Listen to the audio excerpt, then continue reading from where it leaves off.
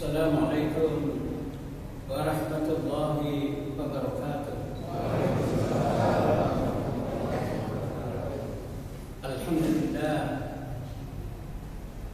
Alhamdulillahilladzi khalaqal insana khalifatan fil ardh walladzi ja'ala kulla shay'in qiyaman lil muttaqin wa ja'ala fi qulubil mu'minina bahjatan wa surura. Asyhadu an la ilaha illallah wahdahu la syarika lah al-malikul haqqul mubin wa asyhadu anna Muhammadan 'abduhu wa rasuluhu la nabiyya ba'dahu. Allahumma shalli wa sallim wa barik ala sayyidil mursalin nabiyina Muhammadin sallallahu alaihi wasallam wa ala alihi wa sahbihi ajma'in. Amma ba'd, ayyuhal hadirun, usikum wa nafsi taqallah faqad fatal muttaqun. Qala Allah ta'ala fi kitabihil karim, a'udzu billahi minasy syaithanir rajim. Bismillahirrahmanirrahim. Ya ayyuhalladzina amanu taqullaha haqqa tuqatih wa la tamutunna illa wa antum muslimun. Wa qala ta'ala aidan wa min ayatihi al-lailun nahar was-shamsu wal qamar la tasjudu lis-shamsi wa la lil-qamar wasjudu lillahi alladzi khalaqahum in kuntum iyyahu ta'budun. Shadaqallahul azim. Amma ba'd. Hadirin hamba Allah rahimahullah. Alhamdulillahirabbil alamin. Kita bersyukur kepada Allah Subhanahu wa taala bahwa kita semua diberi kesempatan oleh Allah untuk menyaksikan peristiwa alam gerhana bulan penuh yang menurut para ahli astronomi terjadi sekali dalam 150 tahun. Kita alhamdulillah diberi umur oleh Allah. Mudah-mudahan dengan umur yang Allah berikan ini kita gunakan untuk taat dan ibadah kepada Allah Subhanahu wa taala. Salawat dan salam kita haturkan kepada junjungan besar Muhammad sallallahu alaihi wasallam, keluarga, sahabat dan pengikutnya sampai akhir zaman. Hadirin Allah rahimahullah. Kita semua meyakini bahwa alam dan seluruh isinya,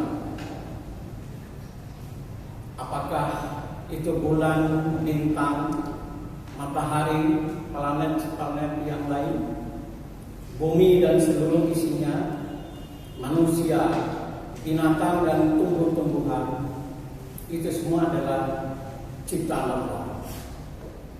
Semua itu adalah ciptaan Allah.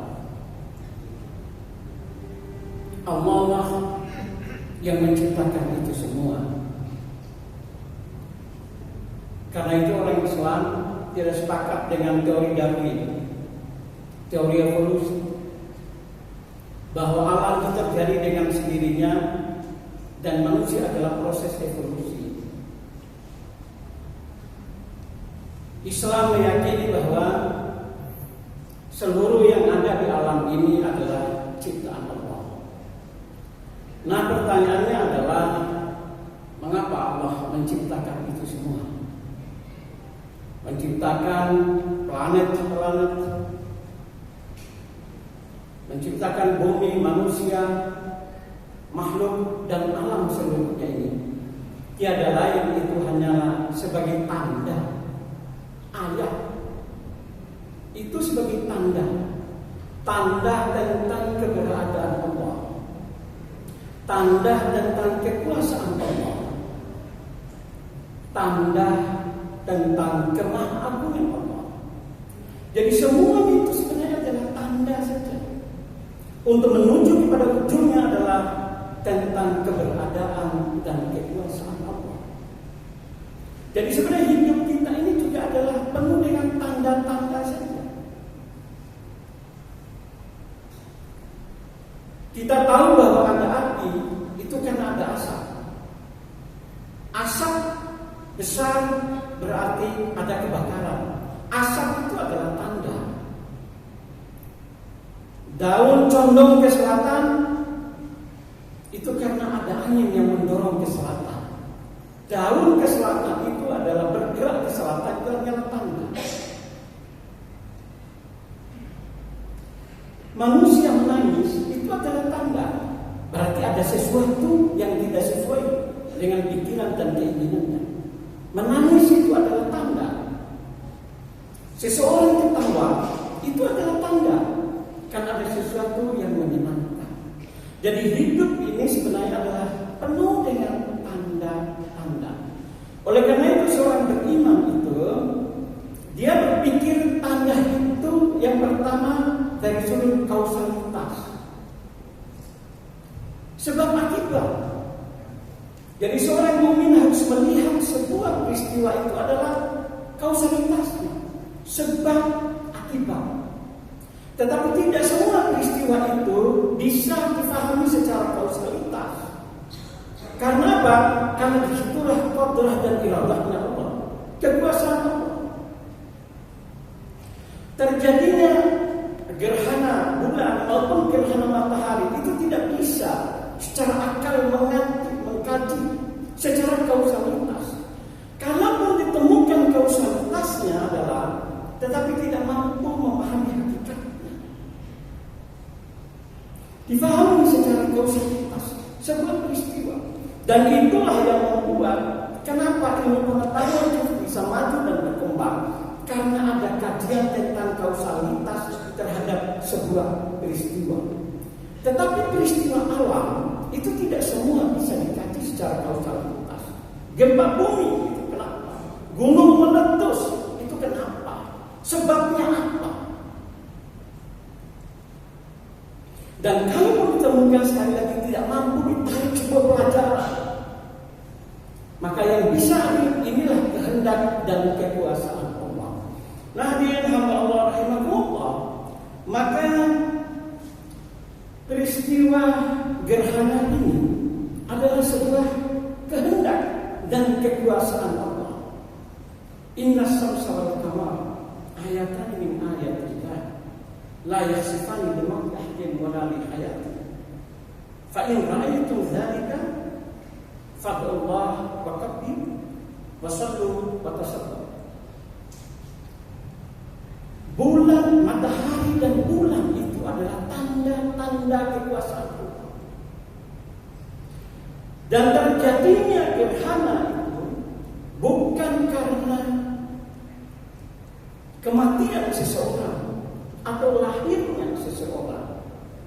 Karena itu jika kalian menyaksikan gerhana, maka berdoalah kepada Allah. Berdoa memohon kepada Allah. Karena kita tidak tahu apa yang ada di balik peristiwa. Fakabir, bertakbirlah, agungkan Allah. Menunjukkan bahwa kita ini tidak berdaya sebenarnya. Tidak bisa mengatur kehidupan. Karena itu manusia itu tidak layak sombong. Karena dia tidak mampu mengatur. Jangankan peristiwa di luar dirinya, peristiwa terhadap yang terjadi pada dirinya pun manusia tidak mampu untuk mengatur dan mengendalikan. Kalau manusia mampu mengendalikan hidupnya, dia tidak ingin tua, tidak ingin sakit, dan mungkin juga tidak ingin mati. Tapi manusia tidak mampu mengendalikan peristiwa apa yang terjadi pada dirinya. Kemarin saya mengunjungi kawan saya yang sakit kena saraf. Dan dia diobati oleh dokter spesialis saraf yang terbaik. Nah, dokter ini kena penyakit saraf 5 kali stroke. Kami tidak mampu mengendalikan. Dia satu-satunya ahli saraf terbaik di Sidoarjo. Tapi 5 kali stroke. Kena penyakit saraf.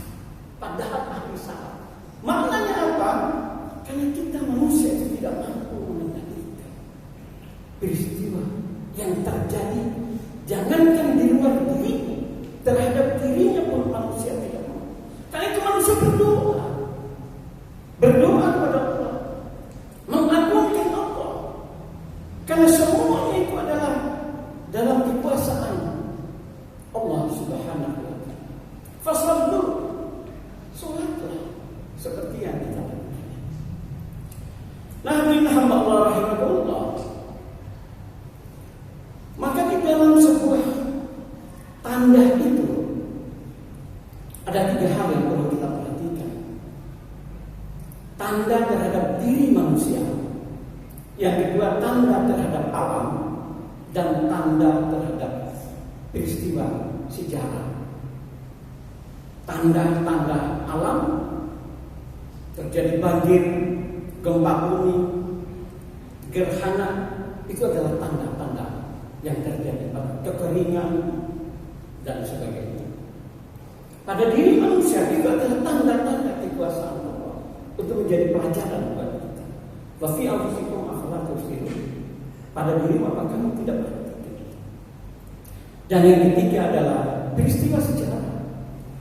Peristiwa masa lalu itu adalah tanda untuk pelajaran buat manusia.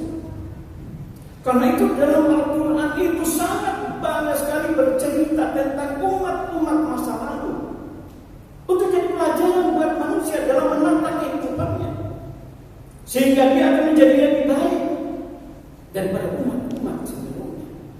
Nah, hadirin hamba Allah rahimahullah, salah satu sejarah yang sering dan banyak diceritakan oleh Al-Quran dan sampai sekarang itu adalah sejarah tentang Palestina. Memang sejarah Palestina ini mulai terungkap itu adalah sejak 2000 tahun sebelum Masehi, yaitu sejak Nabi Ibrahim alaihissalam yang pindah dari Ur atau Babylon kemudian pindah ke Kanaan. Nabi Ibrahim itu punya 2 anak, Ismail dan Ishak. Ismail yang menurunkan Nabi Muhammad SAW dan bertempat tinggal di Hijaz. Kemudian Ishak itulah yang tinggal di Palestina, di Kanaan. Ishak itu menurunkan Yakub. Yakub yang menurunkan 12 anak, salah satunya adalah Nabi Yusuf. Itulah yang disebut dengan Bani Israil. Itu adalah anak keturunan Yakub. Yakub itu kadang-kadang juga dipanggil dengan Israil karena dia suka jalan malam. Maka surat Isra itu kadang-kadang itu disebut oleh ahli tafsir surat Bani Israil. Karena Israil, Nabi Yakub itu suka berjalan malam. Nah, Nabi Yakub bersama anak keturunan, karena ada persoalan, terutama persoalan kekeringan, maka mereka pindah ke Mesir. Sekitar tahun 1500 sebelum Masehi, mereka tinggal di Mesir. Nah, setelah sekian lama mereka tinggal di Mesir, ternyata mereka ini menjadi dianggap problem oleh penguasa Mesir. Maka mereka dijadikan budak. Jadi orang-orang Bani Israil itu jadikan budak. Anak-anaknya dibunuh, perempuannya dihina dan dilecehkan. Maka muncullah Nabi Musa alaihissalam. Nabi Musa prihatin dengan umatnya, maka Nabi Musa membawa keluar dari Mesir, maka dengan mukjizat bisa membelah laut. Akan tetapi Bani Israil ini memang orang yang membangkang. Jadi kebangkangan Israel itu sama dengan pembangkangan iblis. Itu Israel. Dia percaya pada Tuhan, orang-orang Bani Israel. Tapi mereka bangkang terhadap perintah Tuhan. Apa pembangkangan mereka? Yaitu mereka membangkang terhadap Nabi Muhammad setelah kelahiran Nabi Muhammad. Kalau yang sebelumnya bangkang terhadap para nabi dan rasul. Kalau itu bangsa yang paling banyak membunuh nabi dan rasul itu adalah bangsa Bani Israel ini. Mereka bangkang.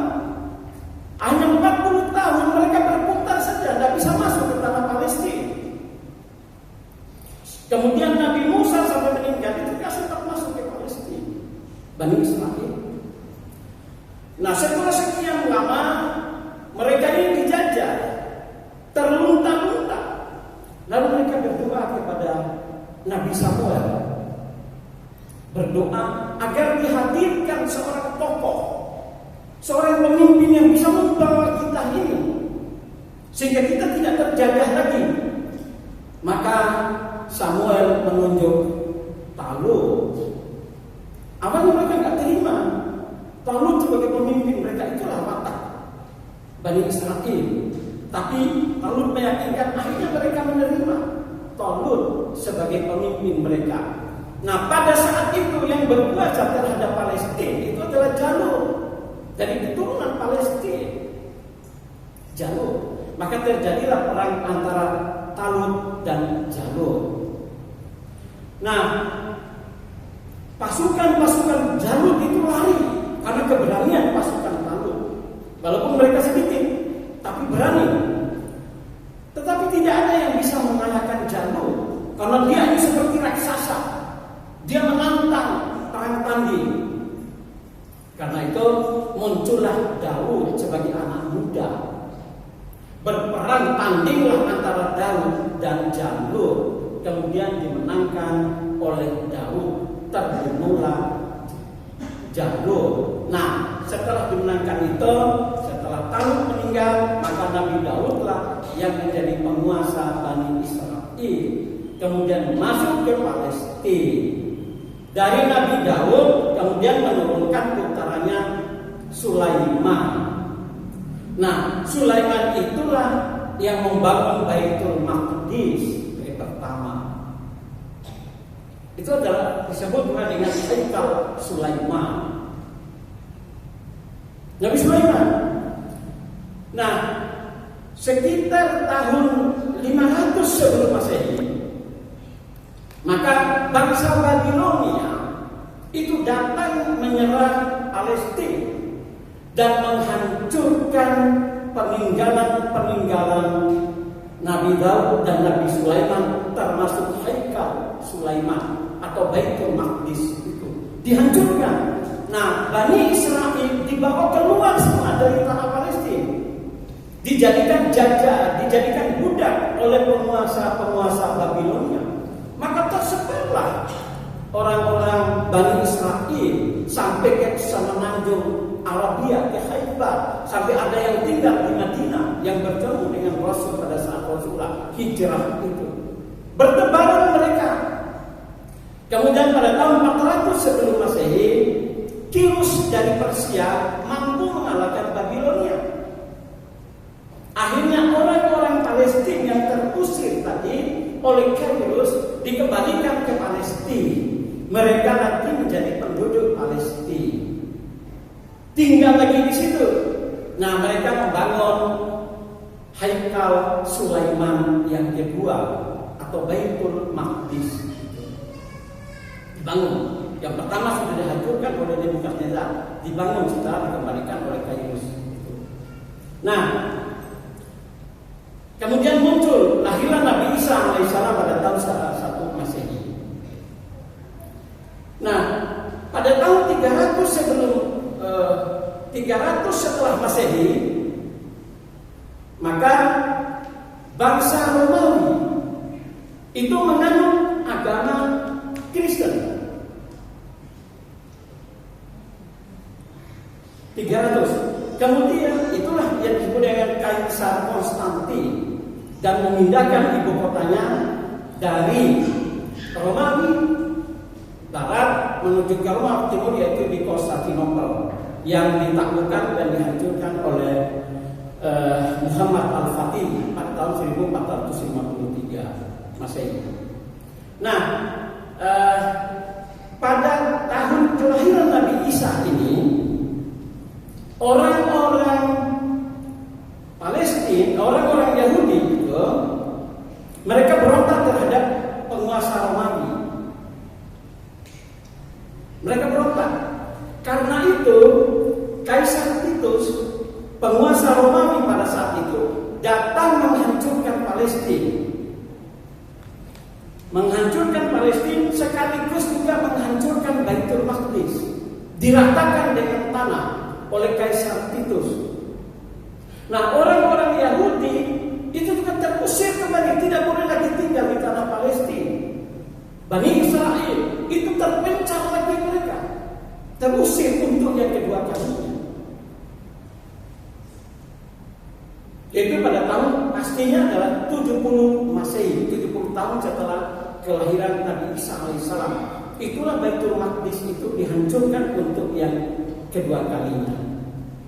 Nah, tahun 300 tadi Kaisar Konstantin masuk Kristen dan menjadikan ideologi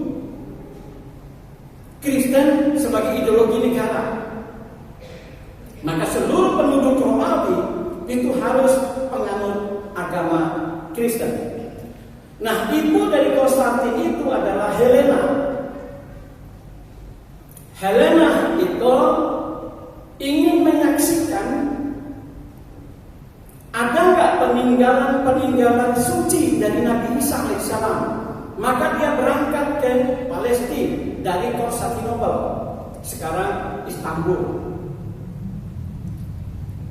Nah, dia mencari, ternyata tidak ditemukan peninggalan Nabi Isa alaihissalam atau Yesus Kristus. Tapi Helena dia cari lagi, akhirnya ditemukan di tumpukan sampah, yaitu diyakini sebagai kayu salibnya Isa Al-Masih. Lalu disitulah didirikan gereja kebangkitan. Nah, Helena sebagai tanda dan rasa kebencian terhadap orang Yahudi, kemudian dia bertanya, mana tempat yang paling disucikan oleh orang-orang Yahudi? Itu disebutlah, itulah Haikal Sulaiman. Nah, maka oleh Helena, Haikal Sulaiman itu dijadikan tempat pembuangan sampah. Itulah yang ditemukan oleh Umar bin Khattab pada tahun 638 Masehi dikala datang ke Palestina. Haikal Sulaiman itu telah berubah menjadi tempat sampah. Nah, hadirin hamba Allah rahimahullah, itulah perjalanan sejarah Bani Israel. Jadi mereka sejak tanggal 70 Masehi itu sudah terusir yang kedua kalinya dari tanah Palestina. Nah, tetapi sejarah orang Bani Israel ini tidak bisa dipisahkan dari kebangkitan Eropa dan Zionisme. Nah, Eropa itu pada abad ke-15 mengalami kemajuan yang luar biasa karena mereka melakukan Renaissance. Renaissance itu adalah berpikir kembali tentang pola kehidupan dengan mengambil cara berpikirnya filsafat Yunani, kausalitas, empirik, riset, bukan dogma seperti ajaran gereja. Akhirnya apa yang terjadi? Bangsa Eropa mengalami kemajuan yang luar biasa. Dampaknya adalah mereka menjadi kolonialis dan imperialis. Maka seluruh dunia Islam itu dikuasai dan dijajah oleh Eropa. Nah, pada saat itu yang berkuasa di dunia Islam adalah Turki Utsmani yang berpusat di Istanbul itu. Tapi karena Turki Utsmani ini lemah, tidak mampu menghadapi gelombang kebangkitan Eropa. Akhirnya satu persatu dunia Islam itu dijajah oleh orang Eropa atau Barat. Nah, termasuk tanah Palestina itu dikuasai oleh Inggris. Nah, Inggris ini memberi peluang kepada orang-orang Yahudi untuk datang ke tanah Palestina. Mereka didatangkan. Jadi orang-orang 716.000 sekitar 800-an. Jadi meningkat luar biasa penduduk Bani Israel yang menduduki Palestina. Sebenarnya orang Palestina itu sudah minta kepada penguasa Utsmani agar menghentikan imigrasinya orang-orang Palestina, orang-orang Bani Israel dari berbagai penjuru agar tidak masuk ke tanah Palestina. Akan tetapi karena penguasa Turki Utsmani itu tidak berdaya, Akhirnya gelombang kedatangan orang-orang Yahudi, Bani Israel itu terus berdatangan ke tanah Palestina. Akhirnya berubahlah susunan persentase jumlah penduduk. Yang awalnya hanya 5%, 2%, 5%, 20%, sekarang jadi terbalik 75-25%. Nah, alhamdulillah, dari sejarah Palestina itu ada beberapa pelajaran yang bisa petik untuk kita. Yang pertama adalah persoalan kepemimpinan. Kenapa yang awalnya Turki Utsmani itu begitu hebat dan kuat sampai mampu menghancurkan Romawi, menaklukkan Konstantinopel, itu karena kepemimpinan yang hebat, pemimpin yang kuat, yang integritas, yang mengagungkan Allah. Tetapi begitu pemimpin itu lemah dan tidak berdaya, terjadilah kehancuran Turki Utsmani yang puncaknya adalah dengan runtuhnya kekhalifahan pada tahun 1924 Masehi, diganti dengan Mustafa Kemal Atatürk menjadi Republik Turki. Hancur. Demikian juga umat Islam di Andalusia, itu 800 tahun umat Islam menguasai di sana. 711 Masehi masuk, tapi 1492 itu kalah. Hancur umat Islam di bumi Spanyol. Tidak ada yang tersisa. 1506 tidak ada lagi umat Islam yang tersisa, karena ada pengadilan Inquista atau Requista, yaitu pengadilan tiga yang diterapkan oleh penguasa Kristen Spanyol pada saat itu. Keluar dari Islam yaitu murtad, dibunuh atau diusir keluar dari Spanyol. Pada 1506 sudah tidak ada lagi orang Islam yang ada di bumi. Kenapa faktor yang pertama adalah persoalan kepemimpinan, pemimpin yang tidak becus. Karena itu kepemimpinan itu bukan main-main di dalam Islam. Karena itu penentu. Demokrasi adalah ideologi negara, faham masyarakat itu sangat tergantung daripada ideologi penguasa. Fasad mulai besar waktu. Hancurnya masyarakat itu karena hancurnya pemimpin. Demikian juga Daulah Abbasiyah. Luar biasa kemajuan. Tetapi setelah Al-Abbasiyah, khalifah-khalifah itu lemah semua. Akhirnya hancur. Sehancur-hancurnya oleh pasukan Mongol pada tahun 1258. Semua lelaki dibunuh, perempuan diperkosa, anak disate, bangunan-bangunan dihancurkan semua, kitab-kitab dibakar dan dibuang ke Sungai Euphrat. Faktornya adalah karena persoalan kepemimpinan. Sebab kalau pemimpin itu lemah, maka pasti ada orang kuat di sampingnya yang mengendalikan. Dan itu tidak terkontrol. Itulah yang terjadi dalam sejarah Islam. Dan itu dia dialami oleh orang-orang Palestina. Sehingga mereka menjadi masyarakat yang tidak merasakan kemerdekaan dan kebebasan. Yang kedua adalah perpecahan. Perpecahan umat itu membawa dampak yang luar biasa. Karena itu strategi orang kafir itu menghancurkan Islam, tidak berperang, tetapi bagaimana merusak persatuan, merusak ukhuwah. Dan itu yang digunakan adalah tangan-tangan orang Islam sendiri. Bukan dari mereka, tapi orang Islam yang digunakan untuk merusak Islam. Hadirin hamba Allah rahimahullah, dengan peristiwa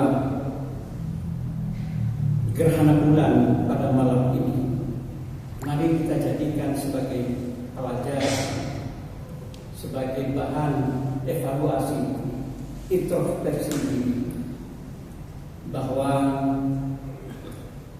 kita harus sadar bahwa manusia itu lemah, manusia itu tidak berdaya.